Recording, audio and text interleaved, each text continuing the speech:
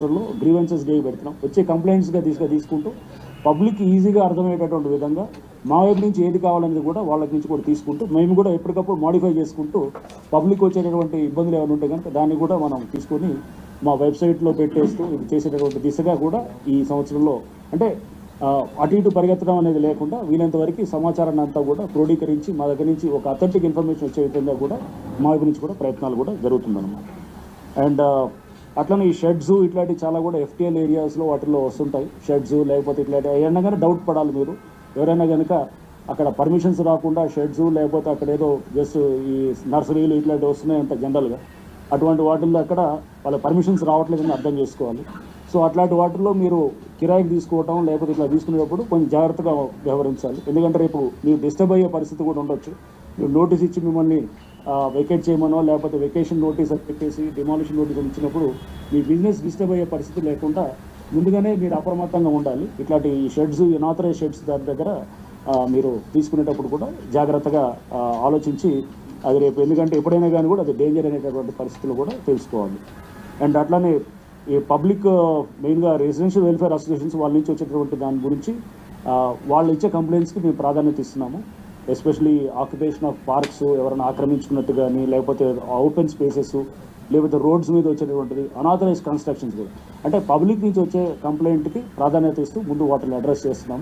So మీరు కూడా మీ ఏరియాలో ఎక్కడన్నా అంటే చాలా వస్తున్నాయి, వేల కంప్లైంట్స్ వస్తున్నాయి, కానీ దాంట్లో మేము ప్రయారిటైజ్ చేసుకునేది ఫస్ట్ ఇట్లా పబ్లిక్ నుంచి వచ్చేది. అలానే ఇండివిజువల్కి ఇచ్చే కంప్లైంట్ని నెగ్లెక్ట్ చేస్తామని కాదు, బట్ అది కూడా టేకప్ చేస్తాము. బట్ ప్రాధాన్యత అనేది ఫస్ట్ కమ్యూనిటీ బేస్డ్గా అంటే వచ్చేటువంటి దానికి ప్రాధాన్యత ఇస్తామనేది కూడా మీ అందరికీ కూడా తెలియపరుస్తూ any this thing any questions or any clarifications దయచేసి మీరు కూడా అడగవచ్చు. ఇది ఇప్పుడు హైడ్రా యాప్ కూడా జరుగుతుందమ్మా, అది కూడా అయితే దీనికి అన్నిటికీ బేసిక్ ఏంటంటే ఫస్ట్ ఎఫ్టీఎల్ అండ్ ఇది చేయాలన్నమాట. మేము అది ఫాల్టీ ప్రాసెస్ చేస్తే కనుక రేపు అది కాకుండా మేము అందుకోసం ఇప్పటిదాకా అంతా డేటా అంతా కూడా దానికోసం వీఆర్ గ్యాదరింగ్ ద డేటా. ఈ డేటా అంతా అవ్వగానే మనకి నెక్స్ట్ అది ఎఫ్టీఎల్లో పెట్టగానే యాప్లోకి వస్తే కనుక ఆటోమేటిక్గా వాళ్ళు చూసారు. యాప్ తీసుకురావడం పెద్ద పని కాదు, యాప్ ఏమైనా వారం రోజులు తయారు చేయొచ్చు, బట్ యాప్కి కావాల్సిన ఇన్ఫర్మేషన్ని తయారు చేస్తున్నాం అన్నమాట. అది తీసుకురావడానికి చాలా కసరత్తు జరుగుతుంది అన్నమాట. సో ఆ వర్క్ అంతా కూడా చాలా ట్రాన్స్పరెంట్గా అండ్ మనం ఏంటంటే మంచి రేపు ఏంటంటే ఇది ఒక అథెంటిక్ సోర్స్ ఆఫ్ ఇన్ఫర్మేషన్గా ఉండేటటువంటి విధంగా తయారు చేస్తాం.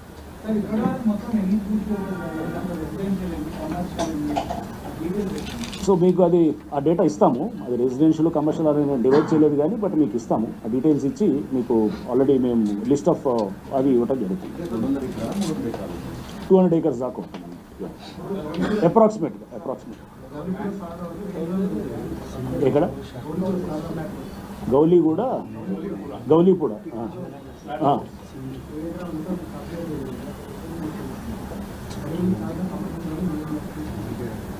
ఎక్కడ వస్తున్నది? ఓకే, దాంట్లో స్లాటర్ హౌస్ ఉందా?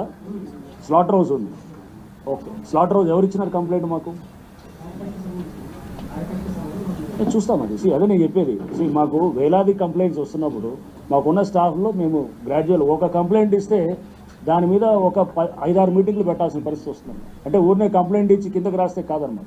ఆ కంప్లైంట్ మీద మళ్ళీ ఫాలోఅప్ జరిగి దాని మీద మళ్ళీ ఏమైందంటే డాక్యుమెంట్స్ అంతా లోతుగా పోయి దాన్ని ఒక 5-6 మీటింగ్స్ పెడితే తప్ప అవ్వట్లేదు అనమాట. సో అందుకోసము కొంత డిలే అవ్వచ్చు కానీ బట్ అక్కడ అసోసియేషన్ వాళ్ళు టేకప్ చేసి ముందుకు వస్తే కనుక కొంత మనము ప్రయారిటీలో తీసుకొచ్చి చేస్తాం. అవునా, నా నోటీస్లో లేదు, బట్ వాళ్ళు అసోసియేషన్ వాళ్ళు నాకు ఐడియా లేదు అది. సో అది వాళ్ళు ఎవరైతే ఉన్నారో ఇస్తే కనుక లోతుగా పోతాం. ఇష్యూ దాంట్లోకి ఒకసారి వెళ్తే కనుక అది ఏం జరిగింది ఏంటి అనేది తీస్తే కనుక చాలా విషయాలు బయటకు వచ్చినప్పుడు దాన్ని ప్రజెంట్ చేస్తారు. అంటే జూలై 19 కంటే ముందున్న వాటికి కూల్చమని చెప్తున్నారు, కానీ కూల్చిన వాటి సంగతి? కూల్చిన వాటిల్లో పర్మిషన్స్ ఉన్నాయి, ఏమున్నాయి అన్నీ క్యాన్సిల్ రిసెండ్ చేసినాయి కదా. రిసెండ్ చేసినా లేదా హైకోర్టు ఫర్ ఇన్స్టెన్స్ చెప్పిన దాంట్లో మీరు ఆ పర్మిషన్స్ దాని విషయంలోకి వెళ్ళినప్పుడు మీరు ఒకవేళ ఎఫ్టీఎల్లోనో బఫర్లో ఉందని సర్వే చేసి ఒకవేళ ఎఫ్టీఎల్లో వస్తే స్ట్రైట్గా మీరు కూల్చేయండి అని చెప్పిందని స్ట్రైట్ ఆ డైరెక్షన్ ఇచ్చినప్పుడు ఇక దానికి మళ్ళీ పర్మిషన్ క్యాన్సిల్ చేసేది ఏముంది? చెప్పినప్పుడు డైరెక్షన్స్ ఉన్నాయి, అట్లా కోర్టు ఆర్డర్స్ ఉన్నాయి. అది నాకు తెలిసినంత వరకు అది సైబరాబాద్ నుంచి వాళ్ళు ఎంక్వైరీస్ చేసినట్టుంది, కొన్ని ఏసీబీకి కూడా రిఫర్ చేసినట్టు అని తెలిసింది నాకు. బట్ దాన్ని నిర్దిష్టంగా కావాలంటే సైబరాబాద్ పోలీసు వాళ్ళు మీరు అడిగితే చెప్తారు. That's what we are trying to first see that whatever lakes, the land available for lakes, which is not encroached till now, is protected first. And whatever has been encroached upon, wherever we can retrieve, we'll try to retrieve that. Okay? So while retrieving that, we will not disturb any of the dwellings. ఉన్నది అదే కదా చెప్పాను, 1025 అని అంటున్నాం కదా, 1000. ఇప్పుడు అదే 12 దాకా ఇప్పుడు ఐడెంటిఫై చేసి ముఖ్యమంత్రి గారికి ప్రభుత్వానికి నివేదిస్తున్నాము. ముఖ్యమంత్రి గారి నుంచి మాకు దాని మీద వారి ఆదేశాలు తీసుకున్న తర్వాత దాని మీద మేము ఫర్దర్గా ప్రొసీడ్. బతుకమ్మకుంట ఉన్నది ఆల్రెడీ, దాంట్లో 5 acres దాకా. ఇదే దీంట్లో కూడా మీరు చూస్తే అది లాస్ట్ 20-30 ఏళ్ళ నుంచి దాన్ని గోల్ చక్కెర తిప్పుతున్నారు అంతా మొత్తం. అక్కడ యాక్చువల్గా చూస్తే ఎవరికి అసలు దాని మీద ఒక సరైన సేల్ డీడ్ లేదన్నమాట. దాని వల్ల అగ్రిమెంట్ ఆఫ్ సేల్ ఒకటి ఏదో ఎప్పుడో ఉన్న దాని మీద నడుస్తున్నది. అది హైకోర్టులో కూడా వార్డు వెళ్ళారు, అవతల పార్టీ కూడా. మేము కూడా స్ట్రాంగ్గా కంటెస్ట్ చేస్తున్నాం. అండ్ వీఆర్ షూర్ అది ప్రభుత్వం అంటే కమ్యూనిటీ స్థలం. చాలా చోట్ల మేము ఎంక్వైరీ చేసిన వాటిల్లో లోతుల్లోకి వెళ్తే అది అంతా ఊరిని అది బయట కనపడేదంతా అదంతా కూడా చాలామంది ఊరికే బుగ్గునల్లూరు క్లెయిమ్స్ ఉన్నట్టు. వెంగళనగర్లో ఫర్ ఇన్స్టెన్స్ వెంగళనగర్లో పార్క్ విషయం మేము అట్లనే ఎంక్వైరీ చేస్తే ఎవరెవరో 30-40 ఏళ్ళ నుంచి దాని మీద క్లెయిమ్స్ చేస్తున్నారు. బట్ ఏంటంటే ఒకరికొకరు ఇద్దరు 2 పార్టీ ఒకే పార్టీలో ఇద్దరు ఉంటారు, A and B ఉంటారు ఒకే దాంట్లో. వాళ్ళిద్దరు దాంట్లో వెళ్ళి లోక్ అదాలత్లో రాజీ చేసుకుంటారన్నమాట. ఇద్దరు కొల్లుడే ఇందిరా గుడిసెల సంఘం ఉంది అసలు దాని పేరు. సో ఇట్లా అట్లా ఉంది. ఇంకోటేమో ఎవడో మేము కబ్జాలో ఉన్నామని అంటున్నారు, అది అట్లా ఒక పార్టీ ఉంది. ఇంకొకళ్ళేమో అసలు మాకు రిజిస్టర్ అయింది అన్నారు, కానీ ఆ రిజిస్ట్రేషన్ కూడా అంతా ఎవడో సంబంధం లేని కూడా రిజిస్టర్ చేశాడు. సో లోతుల్లోకి వెళ్తే అన్ని విషయాలు బయటకు వస్తాయి. సో ఇట్లా మనం డెఫినెట్గా ప్రతి గవర్నమెంట్ ల్యాండ్ విషయంలో కానీ వీటిలో మేము ఏదైతే కనుక ఖాళీగా ఉందో వాటిని డెఫినెట్గా సేఫ్ గార్డ్ చేయడానికి మేము మా వైపు నుంచి లోతుగా వెళ్ళి దాన్ని రిట్రీవ్ చేయడానికి ప్రభుత్వానికి మళ్ళీ హ్యాండ్ ఓవర్ చేయడానికి ట్రై చేస్తాం.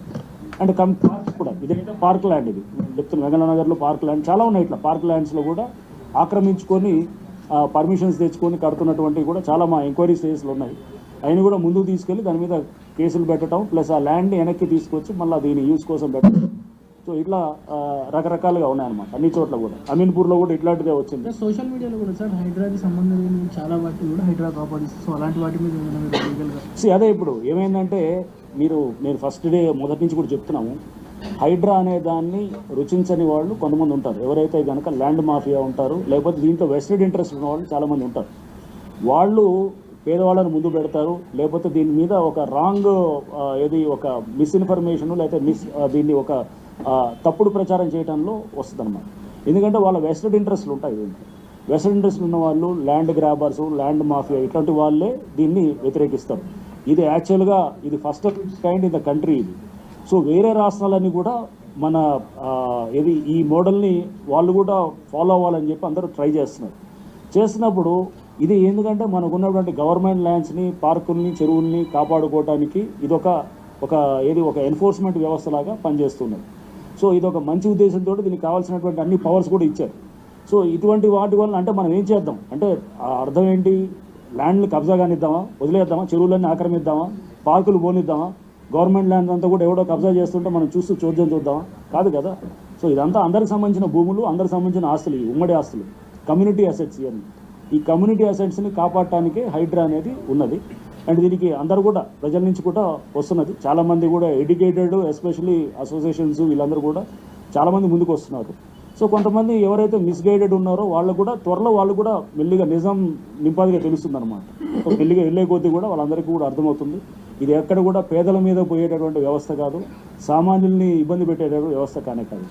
సార్ ఇప్పుడు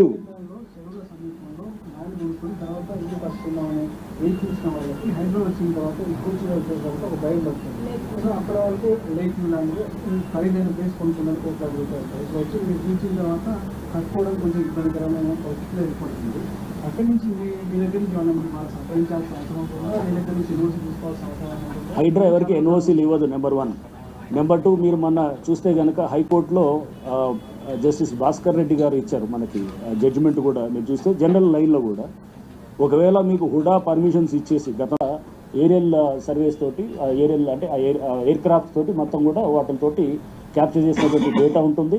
ప్లస్ డ్రోన్ తోటి కూడా క్యాప్చర్ చేసినటువంటి డేటాలు కూడా మనం తీసుకొని 2006 నుంచి ఆ డేటా ఉన్నది, 2006 నుంచి 2023 కూడా డేటాని కంపేర్ చేస్తూ ఎట్లా జరిగింది అనేది మనకి తెలిసిపోతుంది అనమాట. ఎక్కడెక్కడ మనకి చూస్తే కనుక డిజిటల్ ఎలివేషన్ మోడల్ అంటాము, డెమ్ అంటాము.